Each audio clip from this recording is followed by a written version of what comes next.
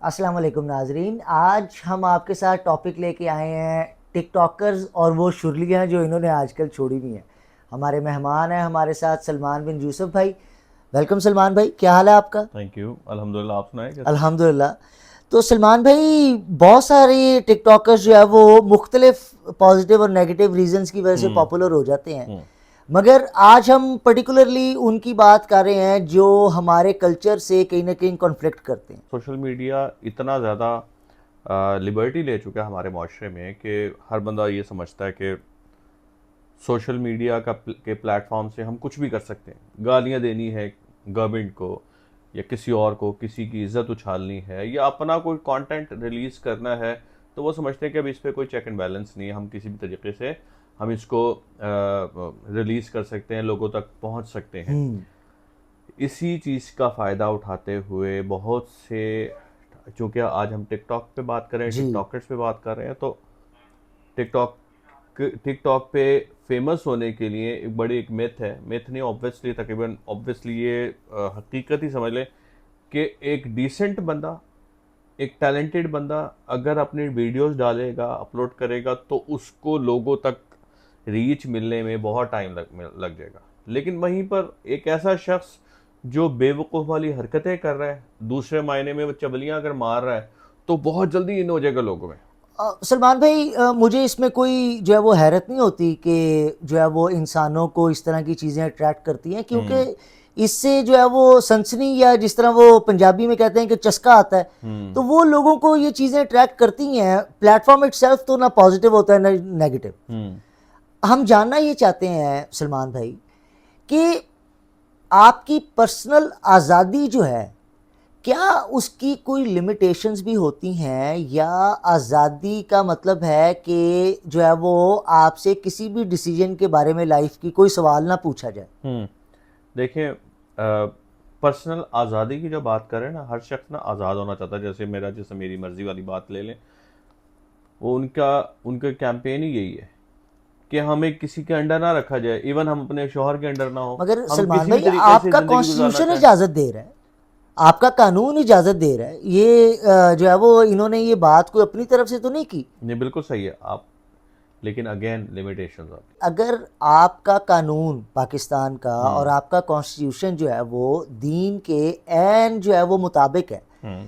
तो फिर इसको ये in the first place chance कैसे मिला कि इसकी ये वीडियो अपलोड होगी? नहीं, वीडियोस तो अपलोड हो रहे थे सोशल मीडिया पे, जब तक आपको फिल्टर्स नहीं ना लगे, फॉर एग्जांपल। और वैसे भी फिल्टर्स जहाँ तक अगर लगे भी हैं, पाकिस्तान में हैं, जो जो पॉर्न वेबसाइट्स हैं वहाँ पर फिल्टर्स हैं। पाकिस्तान में आप डायरेक्टली नहीं खोल सकते, लेकिन अगेन वही वीपीएन के ज़रिए आप उसको ओपन कर सकते प्रॉक्सीज हैं, के जरिए। प्रॉक्सेस के ज़रिए आप अपलोड भी कर सकते हैं। और फिर टिकटॉक पे अभी तक फ़िलहाल कोई ऐसी वो भी नहीं है, आप, हाँ, उसमें भी फिल्टर्स हैं। लेकिन ये वायरल किस तरह होती हैं, व्हाट्सएप पे आ जाती हैं। और आपको पता है कि हमारी ऐसी बहुत सी वेबसाइट्स हैं, ब्लैक वेबसाइट्स हैं, ब्लैक वेब के नाम से भी, वहाँ पर भी ये वीडियोस जो है ना, ये चली जाती हैं। मगर डार्क वेब तक सलमान भाई डार्क वेब। ऑब्वियसली आम बंदे की एक्सेस नहीं होती, उसको एक्सेस करने के लिए भी आपको बहुत सारी चीज़ें जानना ज़रूरी है। बहरहाल नाजरीन, आपने इस बात के ऊपर ध्यान देना है कि एक दफ़ा जब कोई वीडियो या पिक्चर आपकी बन गई, तो हम्म। फिर अब वो आपकी नहीं रही। एग्जैक्टली। और जब इंटरनेट के ऊपर वो चीज़ चली गई, तो उसके बाद जो है वो उसको कम्प्लीटली इंटरनेट से ख़त्म करना इज़ इम्पॉसिबल। हम्म। आपका उसके ऊपर कोई कंट्रोल नहीं रहता। यंगर ऑडियंस से गुजारिश है कि प्लीज़ बी वेरी केयरफुल, और अपनी किसी किस्म की कोई भी वीडियो या पिक्चर जो है वो अपने फ़ोन के अंदर बनाए ही ना। मैं actually I have been teacher for 7-8 years, तो मैंने इस तरह के इतने वाक़यात देखे हैं, मेरी अपने स्टूडेंट्स वगैरह बताती रही मुझे। फिर आपको पता है कि माशरे में हम निकलते तो हमें पता लगता है कि लड़की और लड़के में मोहब्बत होती है। ये मैं बता रहा हूँ इसलिए कि ये होता है हमारे माशरे में। सर। लड़का और लड़की में मोहब्बत हो गई, लड़के ने शादी की कस्में खा ली, शादी, प्यार मोहब्बत के वादे कर लिए, लड़की उसको अपना सब कुछ मान बैठी, दिल दे बैठी, और अपने फ्यूचर हस्बैंड के तौर पे उसने अपने दिल में उसको बिठा लिया। ठीक है। अब ये मिल रहे हैं, डेटिंग कर रहे हैं, और शायद 10 लड़कों में से 2 लड़के ऐसे होते हैं जो उसको बाकायदा शादी के लिए आगे लेके चलते हैं, प्रोसीड करते हैं, Okay. लेकिन उनमें से 8 लड़के ऐसे होते हैं जो सिर्फ लस्ट के लिए लड़की के साथ होते हैं। मेरे एनालिसिस के मुताबिक ठीक है। तकरीबन 8 लड़के साथ कर रहे हैं ऑलमोस्ट। सलमान भाई, आपने पूरी मर्द जात को जो है वो एक ही तकड़ी में तोल दिया है। नहीं, मैंने पूरी नहीं, मैंने 70% मैंने कहा, तो लेकिन पीछे रह के गया अगर आपने 70% को इसमें डाल दिया। क्योंकि मैंने अब मैं अगर फॉर एग्जांपल मैं अपनी क्लासरूम में लड़कों की अगर मैं एक मेंटालिटी देखूं ना, जो नौजवान लड़कों की होती है, उनमें शादी के लिए आगे प्रोसीड करने वाले बहुत कम होते हैं कि इस लड़की से मेरी मोहब्बत हो गई है, मैंने इसी से शादी करनी है। वो ज्यादातर लड़के ना वक्त गुजारी वाला सिलसिला कर रहे होते हैं। अच्छा सलमान भाई, अगर जो है वो इस इंटरेक्शन के अंदर कोई खातून बैठी होती ना, तो वो यही बात ख़वातीन के बारे में करती। मेरा जो है वो बहुत सारी ख़वातीन के से इस बारे में गुफ्तगू हुई है, और मेरा ख्याल से ये मामला बिल्कुल 50-50। इसका ताल्लुक सिर्फ फेम से, क्योंकि उसने फेमस पर्सनालिटी को टारगेट कर लिया, सोशल मीडिया पे उसकी बात जरूर होगी और इसके थ्रू वो भी फेमस हो जाएगा। आई एग्री सलमान भाई। तो इसका ताल्लुक किसी गैरत से नहीं है कि वो कहे जी हमारे मुआशरे में तुम वल्गैरिटी फैला रहे हो, तुम्हें नहीं मैं छोड़ूंगा। तो अगेन आपकी वाली बात क्या, जो सड़कों पे फिरती फिर रही हैं, सबसे पहले आप उनको तो देखें जाके, क्योंकि उससे उसकी कोई मशहूरी नहीं होनी, उसको पूछने वाला कोई नहीं होगा, तो वो अंधेरी रात में क्या करेगा। जंगल में मोर नाचा किसने देखा। बिल्कुल दुरुस्त। नाजरी, अटेंशन की ये चाहत, यानी मशहूर होने की, फेमस होने की ये चाहत एक नशे की तरह अक्सर जो है वो सेलिब्रिटी टाइप लोगों को जो है वो हो जाती है, और ये एक बहुत ही डिबिलिटेटिंग और सीवियर साइकोलॉजिकल कंडीशन है। एग्जैक्टली ये तो मैं अपनी यानी कि टीचिंग लाइफ में मैं तो बहुत दफ़ा कोट कर चुका हूँ कि हमारे माशरे में लोगों को एजुकेट करने की ज़रूरत नहीं है, ट्रेंड करने की ज़रूरत है। You know what is the difference between the education and the training. जी सर।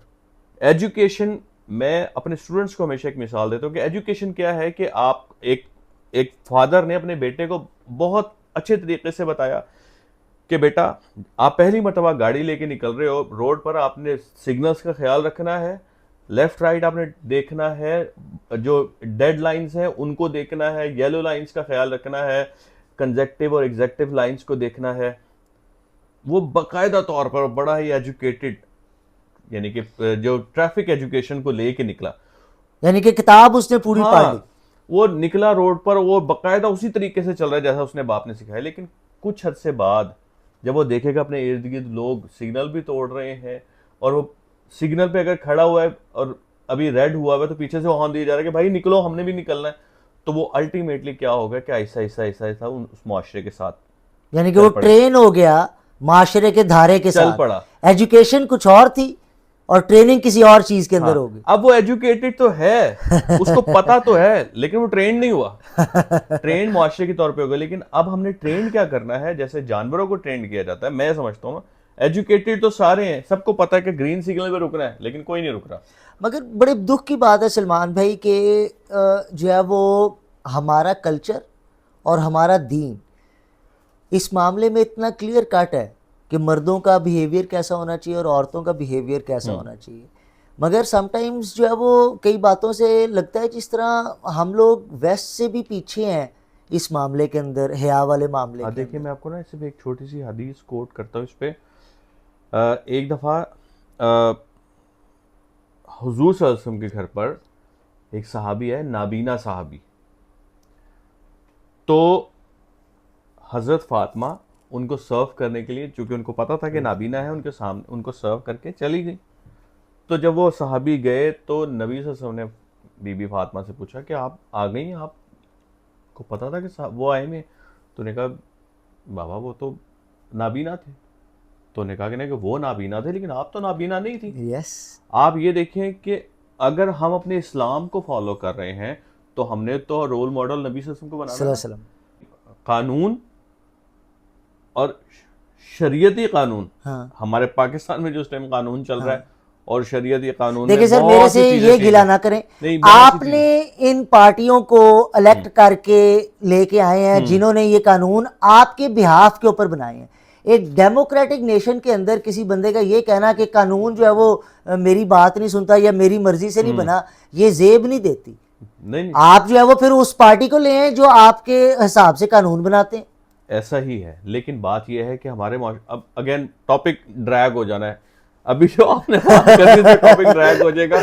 मेरे पास काफी ज्यादा दलाइल है इसकी भी, आप भी बात कर सकते हैं, सर लेकिन sir again we will, okay okay, let's defer it हम भूल भुलैया में चले सर, जाएंगे। Let's defer it to another conversation. Yes. तो तो सर बात हो रही थी कानून कि इनको अलाउ कर रहा है, हाँ डांस की बात हो रही थी।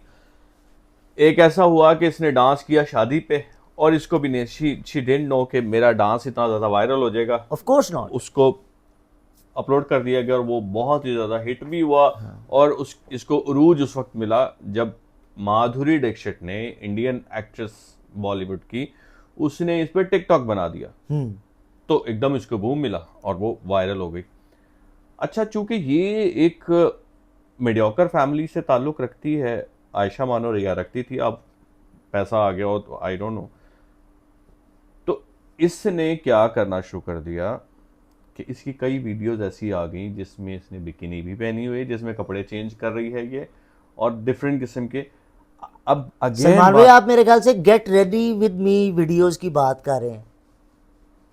Get ready with me videos जिसमें जो है वो लड़कियां स्पेसिफिकली जो है वो दिखाती हैं कि हम तैयार कैसे हो रही हैं, जिसको यूज़ किया जाता है अक्सर जो है वो अपने जिस्म की नुमाइश करने के लिए। मे बी मैं ये एक ट्रेंड है। टर्म को शायद मैं पहली मर्तबा सुन रहा हूँ, तो मैं ये सर ये एक ट्रेंड है सोशल लेकिन मीडिया के अगेन ऊपर। बात ये है कि देखिए, मैं पोइट्री करता हूँ, मैं गाना गा लेता हूँ, सही है, मैं टैलेंटेड बंदा हूँ, सर मैं अपने इस टैलेंट को यूटिलाइज कर सकता हूँ, मैं वीडियोस बनाऊंगा, मैं पोइट्री बोलता रहूँगा या मैं गाना गा लूँगा। लेकिन जिसके पास टैलेंट नहीं है ना, वो क्या कर सकता है? वह नेक्स्ट वीडियो में क्या करेगा? फिर कुछ ऐसा ही करेगा ना। अब उसने डांस तो कर लिया, अब हर गाना डांस के ऊपर, यानी कि हर वीडियो डांस वाली तो नहीं वो रिलीज कर सकती थी, क्योंकि एक तो वायरल हो गई, दूसरी शायद ना हो। तो फिर कुछ ना कुछ अट्रैक्ट करने के लिए, मगर in my Salman point of भाई व्यू, सवाल फिर वही है फंडामेंटल, कि वो क्या कमी है जिसको पूरा करना, जो शोहरत जिसको पूरा करती है, वो क्या कमी है? लस्ट, आपकी वाहवाही, आपको 10 लोग पहचान रहे हो, आप जा रहे हो तो सेल्फियां ले रहे हो, आपको ये नशा है। अगेन वही वाली बात कि नशा है। 4 लोग आपके इर्द गिर्द आपकी वाह वाह करने के लिए मैं चौधरी क्यों बनते हैं कि जी चौधरी साहब, चौधरी साहब, चौधरी साहब, चौधरी साहब भी चौड़े होके फिर रहे थे, क्यों?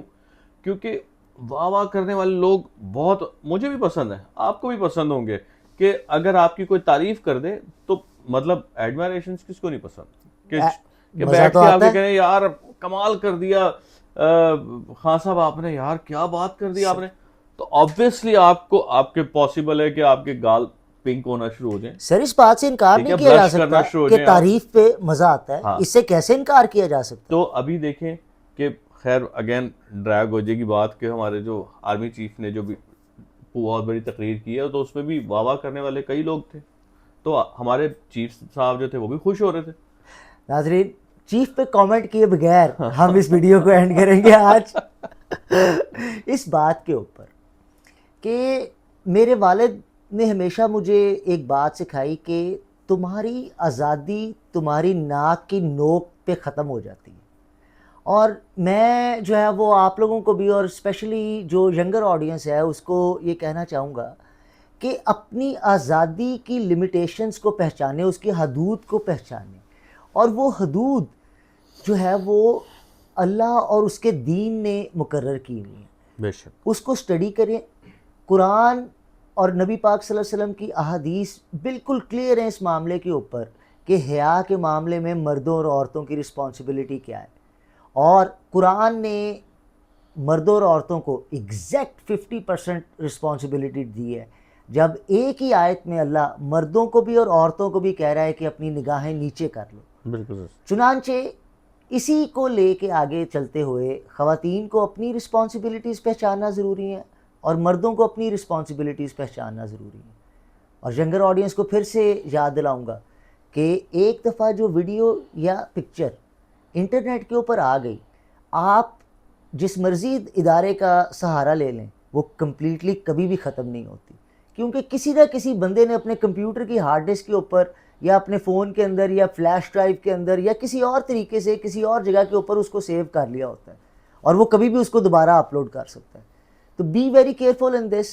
और सोशल मीडिया के ऊपर जो है वो यकीनन इंजॉय करने से जो है वो कोई भी नहीं रोकेगा, मगर वंस अगेन एक बैलेंस्ड हिसाब किताब रखें जिसमें ना मुल्क की बदनामी हो ना आपकी। अस्सलाम वालेकुम।